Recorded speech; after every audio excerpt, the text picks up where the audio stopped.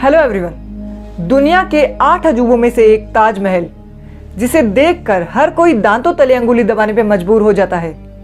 प्यार की निशानी कही जाने वाली इस आलीशान इमारत को मुगल बादशाह शाहजहां ने अपनी तीसरी बेगम मुमताज की याद में एक मकबरे के रूप में बनवाया था। उस जमाने में लगभग 3 करोड़ की लागत से बना ताजमहल आज तक भी लोगों को आश्चर्य में डालता है, फिर वो चाहे इसका सफेद मार्बल हो या इसकी नक्काशियों में लगे अनोखे पत्थर, सब कुछ अपने आप में बहुत खास है। आज के इस वीडियो में हम ताजमहल से जुड़ी कुछ ऐसे ही खास बातें करेंगे जिनके बारे में बहुत कम लोग जानते हैं, तो वीडियो को एंड तक जरूर देखिएगा। और अगर आप चैनल पे नए हैं तो प्लीज डू सब्सक्राइब, क्योंकि हम इस चैनल पे ऐसे ही इंटरेस्टिंग वीडियोस लाते रहते हैं। तो चलिए बिना देरी किए आज का ये वीडियो शुरू करते हैं।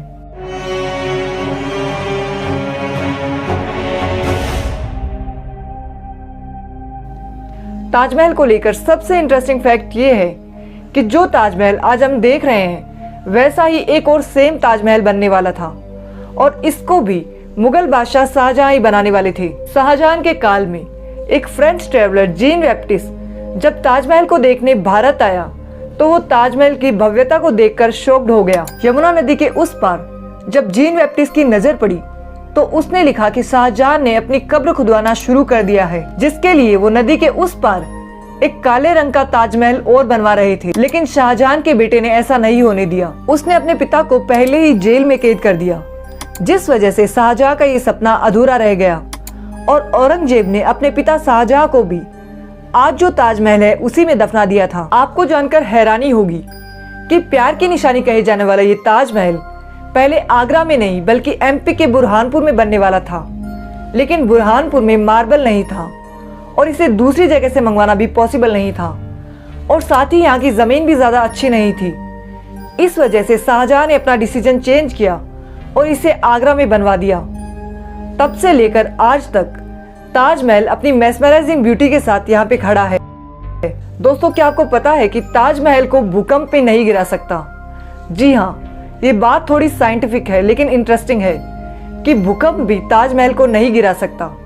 दरअसल ताजमहल सिर्फ प्यार की निशानी और सफेद संगमरमर की एक सुंदर इमारत नहीं है, बल्कि उस वक्त के सिविल इंजीनियर्स और आर्किटेक्ट का एक बेहतरीन नमूना है। अगर आपने ताजमहल विजिट किया है और पूरी इमारत को गौर से देखा है तो आपने एक बात जरूर नोटिस की होगी कि ताजमहल की मेन बिल्डिंग के चारों तरफ बनी हुई चारों मीनारों को बिल्कुल सीधा खड़ा नहीं बनाया गया है, और ऐसा जानबूझकर किया गया है। इन चारों मीनारों को बाहर की तरफ झुकाकर बनाया गया है ताकि अगर कोई भूकंप आए तो ये चारों मीनारें बाहर की तरफ गिरे, ना कि ताजमहल की मेन बिल्डिंग की तरफ। और इस वजह से मेन बिल्डिंग को भूकंप से सेफ रखने के लिए इन चारों मीनारों को इस तरह से बनाया गया है। ताजमहल निर्माण में सबसे पहले 370 फीट लंबा और 364 फीट चौड़ा एक चबूतरा बनाया गया था, जिस पर मकबरा बनाया गया था। इसमें लगने वाले संगमरमर को राजस्थान से मंगवाया गया था। ताजमहल के निर्माण में 40 अलग अलग प्रकार के रत्नों का उपयोग किया गया है, जिन्हें एशिया की अलग अलग जगहों से मंगवाया गया था। जैसे हरे रंग का पत्थर चीन से, नीले रंग का पत्थर अफगानिस्तान से और फिरोजा तिब्बत से मंगवाया गया था।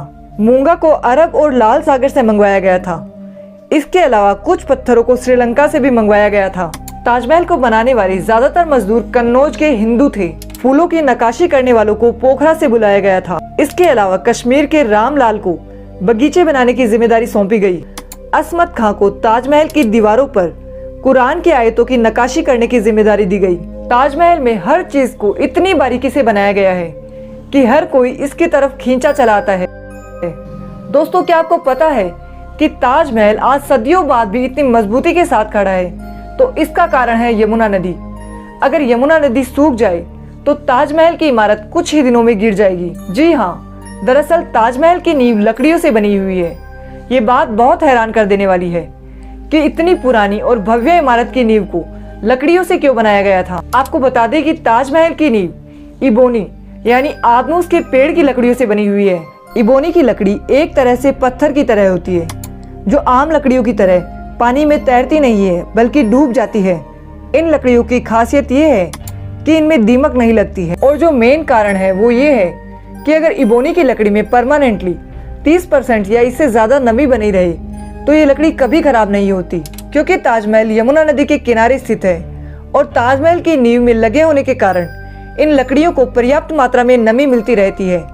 इसीलिए ताजमहल के लिए यमुना नदी इतनी इम्पोर्टेंट है। लेकिन जिस तरह से यमुना नदी में पानी सूख रहा है, ये आर्कियोलॉजिस्ट के लिए एक चिंता का विषय है। आर्कियोलॉजिस्ट का मानना है कि यदि यमुना नदी में पानी ज़्यादा सूख गया और ताजमहल की नींव में लगी लकड़ियों को नमी मिलना बंद हो गई तो एक दिन ताजमहल गिर जाएगा। ताजमहल का निर्माण 1632 में शुरू हुआ था और ये 1653 में बनकर पूरा हुआ। इसे बनने में लगभग 20 साल का समय लग गया। ताजमहल को लेकर एक राइटर BNO ने अपनी बुक ताजमहल ए हिंदू टेम्पल में 100 से भी ज़्यादा ऐसे प्रूफ दिए हैं जिनके अकॉर्डिंग ताजमहल पहले एक शिव मंदिर था और ताजमहल का नाम तेजो महालय था। लेकिन इस बात में कितनी सच्चाई है, इस बात का पता तभी चलेगा जब इसकी जांच की जाएगी। आपको बता दें कि मुमताज़ की डेथ 1631 में हुई थी और ताजमहल का निर्माण 1632 में शुरू हुआ था और इसे बनने में लगभग 20 साल का समय लग गया था। तो यहाँ पे मन में ये सवाल ज़रूर आता है कि जब ताजमहल को मुमताज़ के मकबरे के रूप में बनाया गया था और इसे बनने में इतना समय लगा था, तो तब तक के लिए मुमताज़ की लाश को कहाँ पे रखा गया था? तो इसका जवाब ये है कि मुमताज़ की लाश को सबसे पहले बुरहानपुर में दफनाया गया था, जहाँ पे पहले ताजमहल बनने वाला था और मुमताज़ की असली कब्र भी यहीं पर है। यहाँ पर 20 साल तक दफनाए रहने के बाद जब ताजमहल आगरा में बनकर तैयार हो गया तो इसको बुरहानपुर से ताजमहल में शिफ्ट कर दिया गया। तो दोस्तों, ये थे दुनिया के 7वें अजूबे ताजमहल से जुड़े कुछ इंटरेस्टिंग फैक्ट्स। अगर आपको जानकारी अच्छी लगी तो वीडियो को लाइक करें और शेयर करें और ऐसे ही और इंटरेस्टिंग वीडियोस देखने के लिए हमारे चैनल को सब्सक्राइब करें। तो मिलते हैं नेक्स्ट वीडियो में, तब तक के लिए बाय बाय।